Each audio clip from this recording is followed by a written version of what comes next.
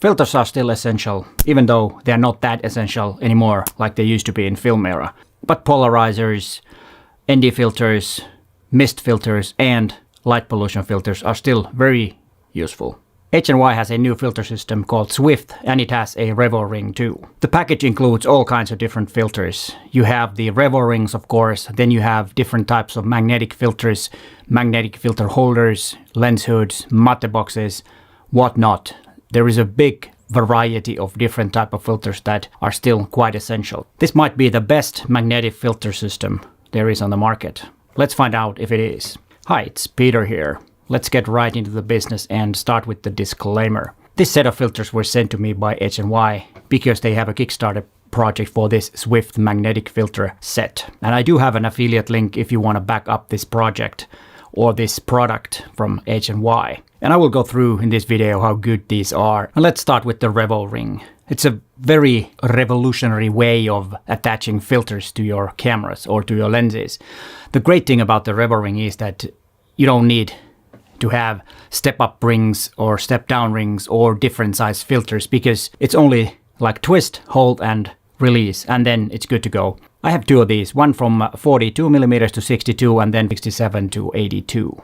So this covers all my lenses, and I can use these filters with these two RevoRing adapters. And that makes it really useful because previously I've had to do so that I use step-up rings or step-down rings, and sometimes I've even have to attach more of them, and that's not very convenient. And there is one advantage on this because it has also a magnetic lens hood. So now I can use a lens hood on my camera when I'm using variable ND filters. That has not been possible so far with the ND filters that I already have. And it's very essential to have lens hoods so that the front element is in the shadow. That helps a lot with the image quality.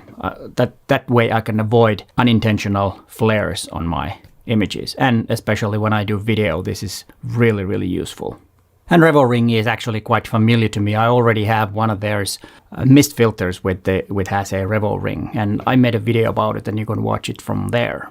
The most useful filter that I got was the variable ND filter, which is from 1 stop to all the way up to 10 stops. And it also has a polarizing in it. So it got 2 switches and a scale on the side. You move this one, then you will add the ND filter, and then when you turn this, it will be a polarizer. And the polarizing filter is something that will reduce flares or reflections from water, for example. And here you can see a small video clip where I used it and showed how it works. It's very good. On this video, I talked more about filters in general, so you might want to watch that too. I will put links to both of these videos in the description so you don't have to click away from this video because there's still more to come. But then, of course, if you add some glass in front of your lens, like variable ND filters, it will, of course, reduce the image quality. And some Olympus and OM system cameras have Live ND, which is a built-in ND filter, and it works very well when you're doing photography. But for video, it doesn't work. You still need variable ND filters, and you might still need them even though you use Live ND, because then you have even more ability to block light from your sensor and can get even longer shutter speeds. But for now, we're testing the ND filter.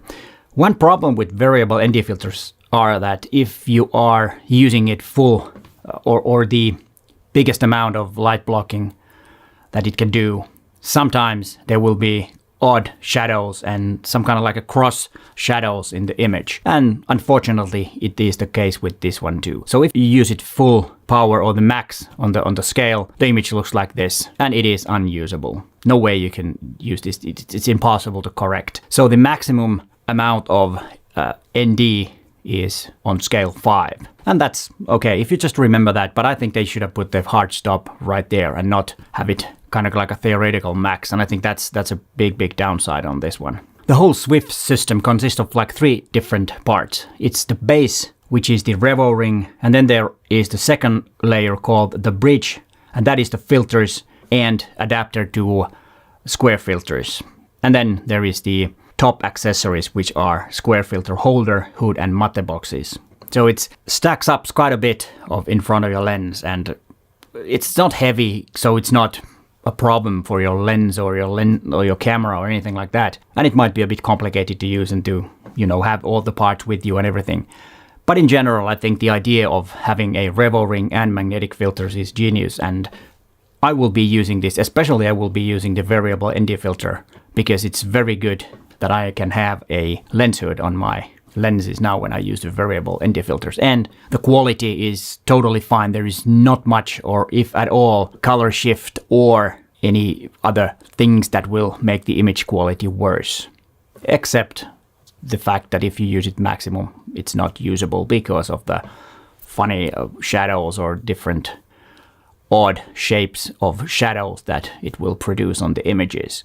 And here is the options that you can back up this whole project. And of course, if you back it up, you buy the things. And when you do it in Kickstarter, of course, there is a small risk that it won't happen and you will lose your money.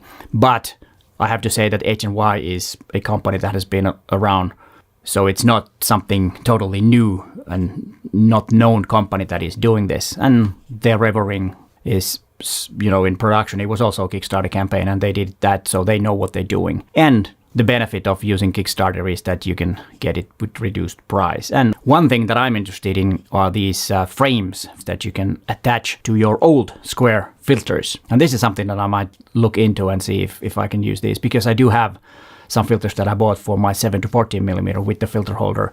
So those filters had not been used that much because I have the 8-25 now and the 7-14 hasn't been used that much. And I could use those filters on my lens, those old ones that are intended for the 7-14mm. So I will look into those and see if that's something that I might even buy. But all in all, I really like the idea of magnetic filters, and it will make the use of filters a lot faster and easier. And I don't need to use the step-up rings and step-down rings and have different size filters. That's not very convenient. I think RevoRing and the magnetic filters are really a good idea. And this is the good part. The not so good part is, of course, the variable ND filters maximum strength, and it has these odd color shift and the shadows. And here is the video about the RevoRing mist filter, which is quite useful for many things. You might want to watch that video to find out what it is all about. But hey, thanks for watching and bye for now.